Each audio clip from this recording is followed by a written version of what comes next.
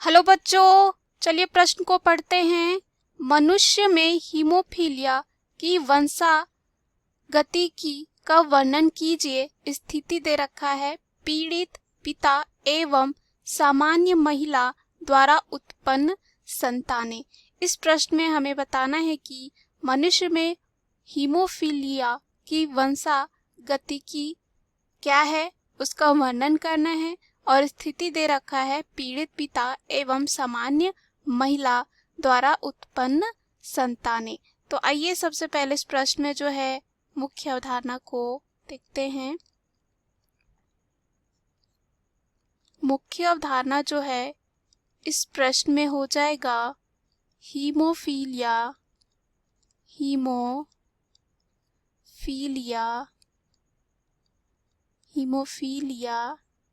वंशागति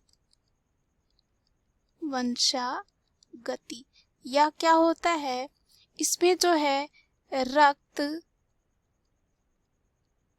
का जो है थक्का नहीं जमता।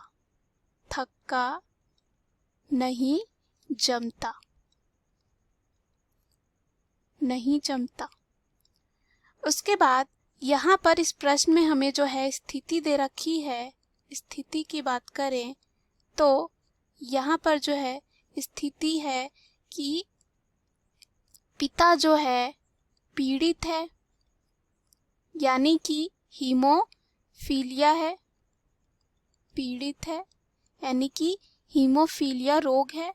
और माता जो है यहाँ पर क्या है, सामान्य है, यानी कि उसे कोई रोग नहीं है। महिला यानी कि माता जो है सामान्य है। उसके बाद यहाँ पर जो है अगर हम बात करते हैं हीमोफीलिया की, तो हीमोफीलिया में क्या होता है, यह जो रोग होता है एक्स गुणसूत्र से संलग्न होने वाला जो है संलग्न होने वाला जो है रोग है, और इसी से जो है यह संतति में जाता है। तो आइए हम देखते हैं स्थिति जो दे रखा है पीड़ित पिता एवं सामान्य महिला यानी कि माता, उससे उत्पन्न संतानें कैसी होंगी। अगर हम यहाँ पे माता का बात करते हैं तो यह जो है सामान्य दे रखा है, यानी कि XX, और पिता यहाँ पर जो है दे रखा है XY यानी कि पीड़ित है। पीड़ित को हम ऐसे दिखा सकते हैं H यानी कि हीमोफीलिया है। तो यहाँ पर अगर इनके बीच में संकरीकरण करवाते हैं तो क्या होता है कि ये जो X है यहाँ पर, ये X जो है इस X हीमोफीलिया से जो है संकरीकरण करेगा।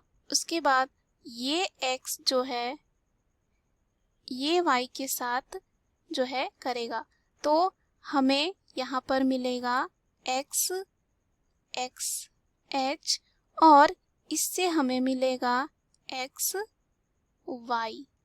उसके बाद हम और इसको अच्छे से करना चाहें तो और यहाँ पे ये X जो है यहाँ पर Y से, और फिर ये X जो है यहाँ पर इस XH से जो है संकरीकरण करेगा। तो यहाँ पर हमें मिलेगा XY, और इससे जो है फिर से मिलेगा XHY, यानी कि यहाँ पर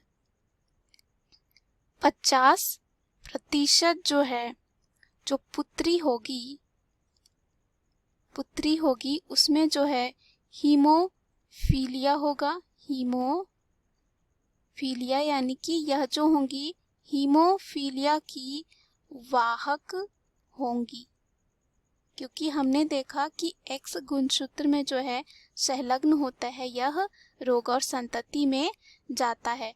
और यही बात करते हैं 50% पुत्र में जो है यह क्या होगा, सामान्य होगा। सामान्य होगा।